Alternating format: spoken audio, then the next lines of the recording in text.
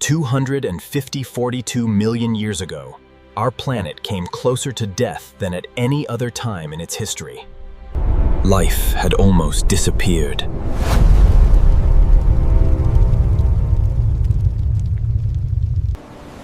The oceans had fallen silent. Volcanoes darkened the skies with endless clouds of ash. Rivers vanished, forests died, and deserts spread across the continents. Scientists call this event the Great Dying. More than 90% of marine life disappeared forever.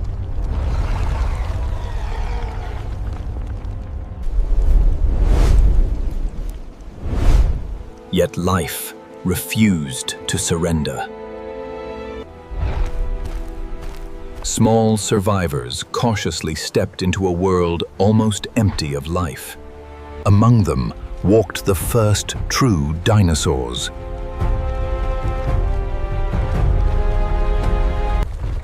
Strange new creatures began to reclaim the Earth. This was the Triassic, the forgotten world before the age of dinosaurs. The world looked very different from the one we know today.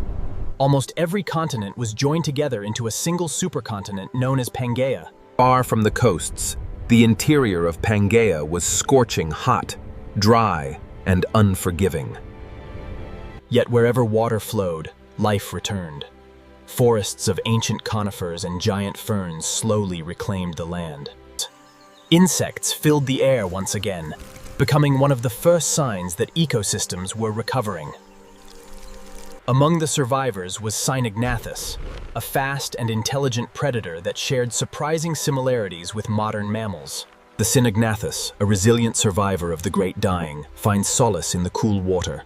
Life slowly returns to the Triassic world. Among the first large herbivores to return was Placerius, a powerful plant eater that helped rebuild the fragile ecosystems of the Triassic world. With their strong bodies and specialized jaws, they could feed on tough vegetation that few other animals could survive on. But every herbivore returning to the land also attracted new hunters. Cynognathus was not a true mammal, but it possessed features that hinted at the future evolution of mammals. Fast, agile, and equipped with powerful jaws, it was one of the most successful predators of its time. Life was returning, but survival was never guaranteed. In this dangerous new world, every creature had to adapt, compete, and evolve. Across the wetlands of the Triassic world, another ancient predator waited beneath the surface. This was Mastodonsaurus, one of the largest amphibians ever to walk the Earth. Its massive skull and powerful jaws made it a perfect ambush predator, capable of crushing prey that came too close. Like a living trap, it remained motionless until the perfect moment arrived. In these ancient swamps, even the smallest mistake could mean becoming another predator's next meal. The Triassic world was recovering, but it was far from peaceful. Every river, forest, and swamp was a battlefield for survival. While life struggled across the land, another revolution was taking place beneath the waves. The oceans were recovering, and new hunters were beginning to appear. One of these early marine reptiles was Nothosaurus, a predator built for life between land and sea. With sharp teeth and a streamlined body, it could strike quickly and disappear into the depths. But deeper waters belonged to even more impressive hunters. Symbospondylus showed how quickly reptiles were adapting to life beneath the waves.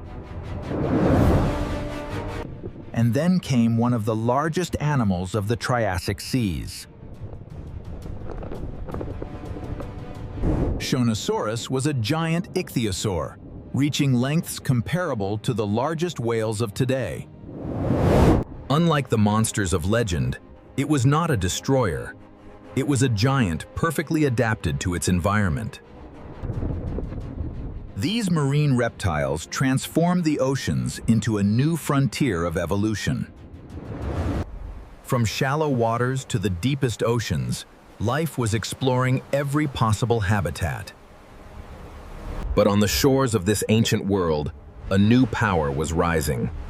The rulers of the future were beginning their journey. Long before Tyrannosaurus rex walked the Earth, another predator ruled the ancient landscapes. This was Postosuchus, one of the most powerful predators of the late Triassic.